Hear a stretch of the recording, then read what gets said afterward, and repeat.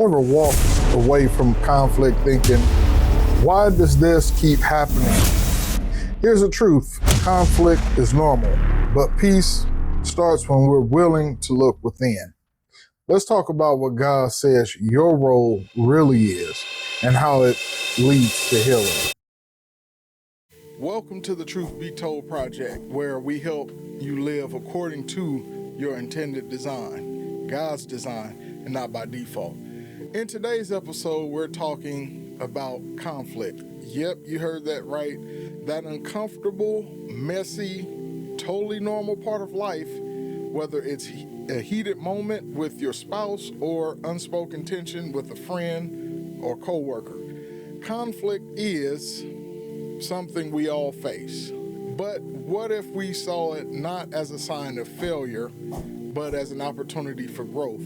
Join us as we explore common triggers, examine our own patterns, and discover how God's grace can guide us through every hard conversation with clarity, compassion, and peace. That's what comes up today on the Truth Be Told Project podcast. You ever had a moment where someone said something and it just hit you wrong? Maybe it was a friend, maybe it was your spouse, maybe it was a coworker, and suddenly the air gets tense. You replay that moment in your head a dozen times thinking, was I overreacting? Were they being rude? Were they getting out of pocket? What just happened? If that sounds familiar, you're not alone. Conflict happens to everyone. It shows up in our families, our friendships, our churches, and even inside our own thoughts. And sometimes, especially in Christian spaces, we feel like we shouldn't be having conflict at all. I know that's what I used to think. Like, if we just prayed more or had more faith, we live in some constant state of peace and harmony.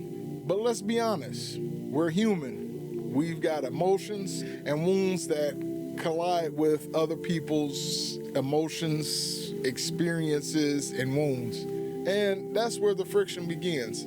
So today we're going to talk about conflict, not in a way that shames you or tells you just be more loving, but in a way that helps you understand it better. We'll explore what triggers conflict, why it's completely normal, and how recognizing your own patterns is actually one of the most powerful feelings and freeing things you can do. And we're going to do it through the lens of grace, the kind of grace Jesus extends to us, and the kind we're learning to extend to ourselves and others.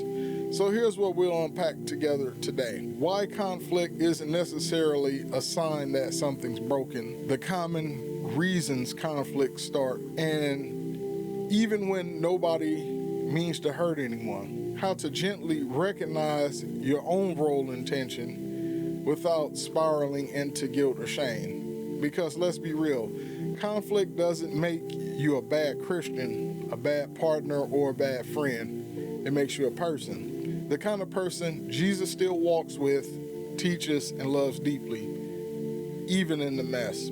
So grab your coffee, settle in, and let's explore this together without judgment, without pressure. Just a real, honest conversation about what it means to live and love in a world where conflict is part of the story. Your role in tension. This might be the hardest part to talk about, but also the one that changes everything.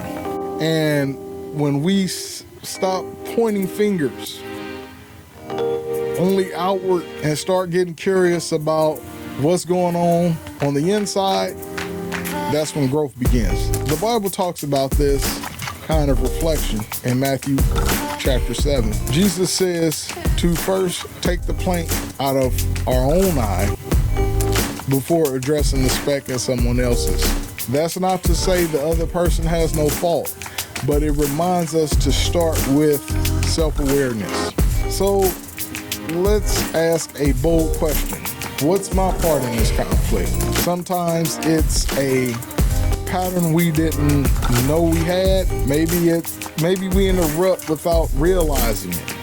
Maybe we get defensive when we feel misunderstood. Maybe we shut down when someone raises their voice, not because we're trying to be difficult, but because it feels safer. These responses often come from past experiences, but just because something is understandable doesn't mean it's unchangeable. We can bring these patterns to the light with compassion, not condemnation, and begin to rewrite them. Other times, our role in conflict shows up in how we communicate. Do we leave things bottled up until we explode? I've done that plenty of times. Do we use sarcasm as a shield? I've done that also plenty of times. Do we assume people should just know how we feel? I've assumed that many a times. These habits might be subtle, but they can create tension over time. And here's where the Christian perspective brings hope. We're not stuck. With the help of the Holy Spirit, we can become more gentle, more honest, more aware. Not perfect, but transformed. Self-awareness is one of the most loving gifts we can offer in any relationship, because when we own our stuff, we create space for real connection. We stop reacting from ego or fear and start engaging with humility and care. And I know this isn't easy. It takes courage to say, yeah, I think I escalated that, or I shut down. I want to do better. But that kind of honesty is powerful. It builds trust. It says, I care enough about this connection to grow through the hard parts. It's also okay to realize that you don't have the full picture, that your perception, while valid, may not be the whole truth. That's why curiosity is your superpower. Instead of assuming, ask. Instead of defending, explore. Help me understand what you were feeling when you said that. That one sentence can shift the entire dynamic. You're not weak for taking responsibility. You're strong for stepping out of the blame cycle, the blame game. Part of human nature. We see that in the book of Genesis. Adam blamed Eve, Eve blamed the devil, Adam blamed God for giving him Eve, and so on and so forth. The blame cycle is a part of human nature. But when you take responsibility, you're strong, taking a strong approach. You're living the gospel, extending grace, seeking truth, and showing up with humility. And let's be real, we all have blind spots. That's part of being human. The more we ask God to search our hearts, the more He gently reveals things that don't need to stay hidden, not to shame us, but to set us free. Psalm 139 says, search me, God, and know my heart. See if there is any offensive way in me, and lead me in the way everlasting. That's not a prayer of guilt. That's a prayer of growth. And if you're thinking, okay, but what if the other person never owns their part? It's hard. I get it.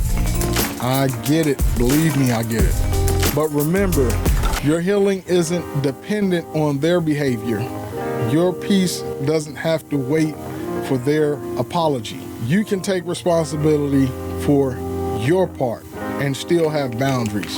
You can choose clarity over control. Taking ownership isn't about taking all the blame. It's about reclaiming your power to grow, to change, to lead with love, even when it's hard. And don't underestimate what that does in someone else's heart. Sometimes your self-awareness becomes an invitation for them to look inward too.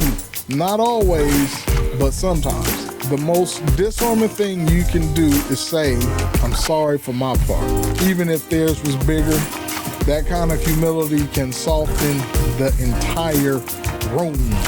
So let's be people who don't just look outward, but inward. People who ask hard questions, tell the truth gently, and trust God to do the deep heart work in us and through us.